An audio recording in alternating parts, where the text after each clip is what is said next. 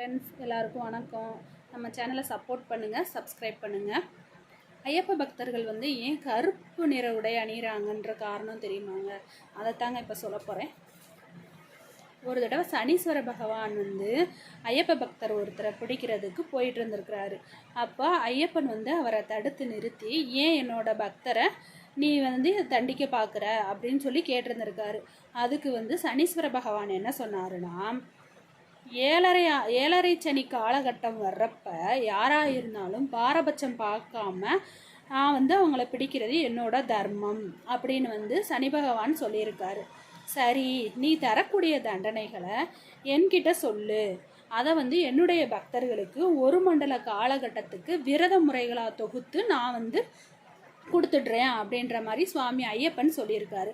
அதுக்கு சனி பகவான் என்ன சொன்னாருன்னா, அது எப்படி நான் ஒரு மண்டல காலகட்டத்துக்குள்ள அவங்களுக்குரிய தண்டனைகளை நான் வழங்க முடியும் அப்படின்னு சொல்லி கேட்டிருக்காரு. நான் அவங்களோட கர்ம வினைகளுக்கு ஏற்ப அந்த தண்டனைகளை தருவேன் அப்படின்னு சொல்லி சனி பகவான் சொல்லியிருக்காரு.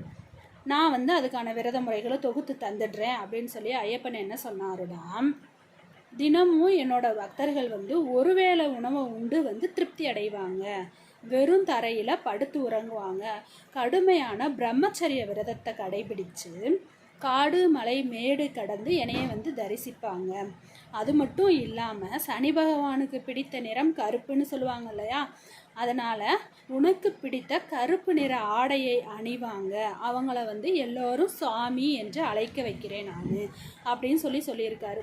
அது மட்டும் இல்லாமல் சுக துக்கங்களில் அவங்க கலந்துக்க மாட்டாங்க, முடி திருத்தி கொள்ள மாட்டாங்க, காலணி அணிய மாட்டாங்க, காலையிலையும் மாலையிலையும் குளிர்ந்த நீரில் நீராடுவார்கள் அப்படின்னு சொல்லி சுவாமி ஐயப்பன் சொல்லியிருக்காரு.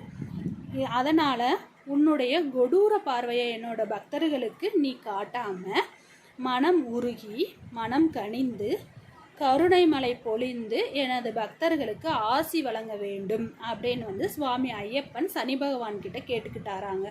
அதனால தான் ஐயப்பனுக்கு மாலை போடுறவங்க கருப்பு நிற உடை அணிகிறாங்க. நன்றி.